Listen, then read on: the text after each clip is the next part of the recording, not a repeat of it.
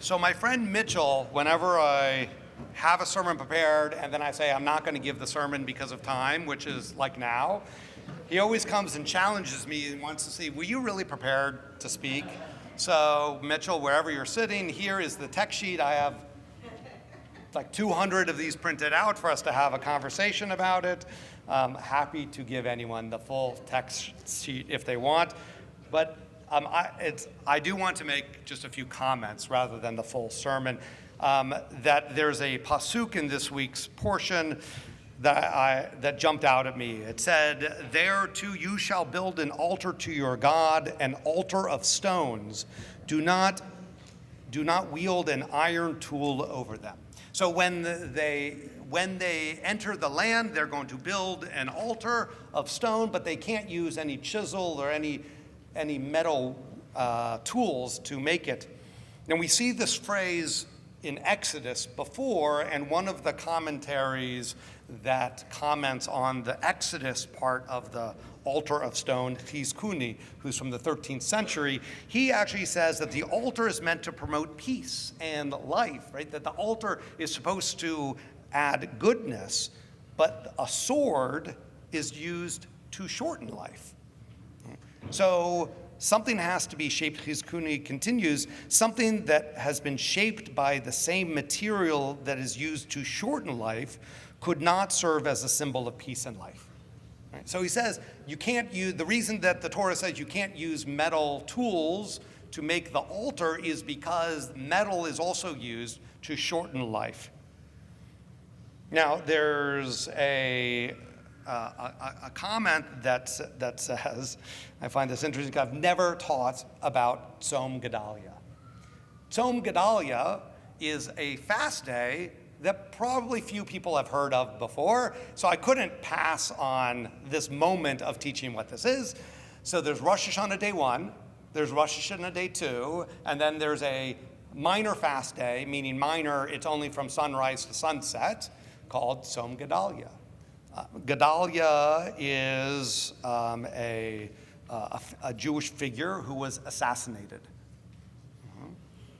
And what I wanted to unpack, and I can't pass on this, is for us to be reflecting on this idea of political violence that we are so aware of historically, and we as Americans have experienced so recently as this week.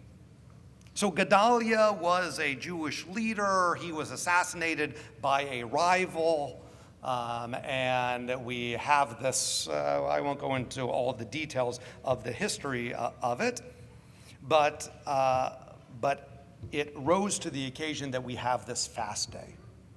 Because some say that actually we shouldn't have Tzom Gedalia anymore, maybe we should have Tzom Rabbi. Another example of a modern politician that was assassinated by another Jew.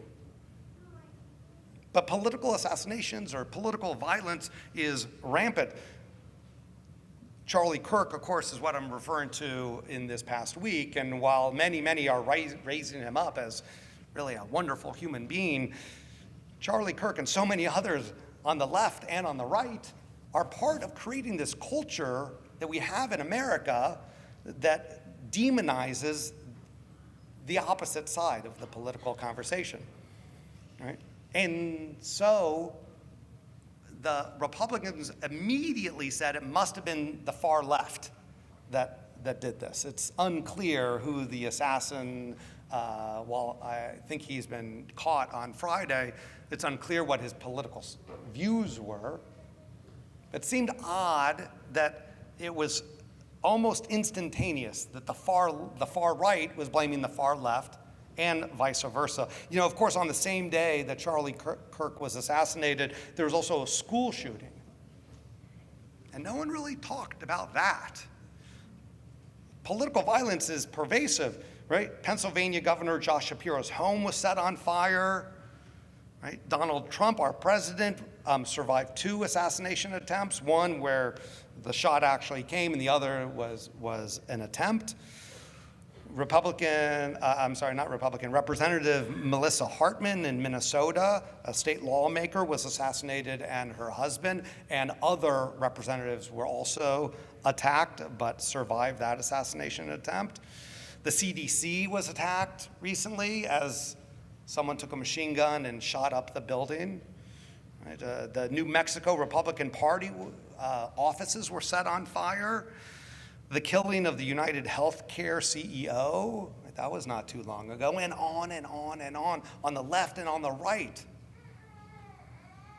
Gedalia we should be aware of this. School shootings, political violence, it is pervasive. And we have to stop everything that is contributing towards it. This is not a left or a right issue. We need to reclaim having civil dialogue in our country.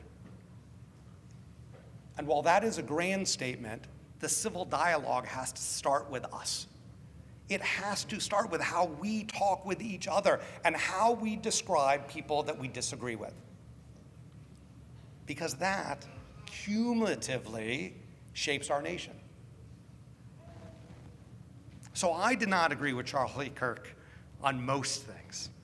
And I certainly did not agree with how he described people that he disagreed with. But an assassination cannot be something that we get comfortable with. It cannot be something that we as Americans accept as acceptable political expression.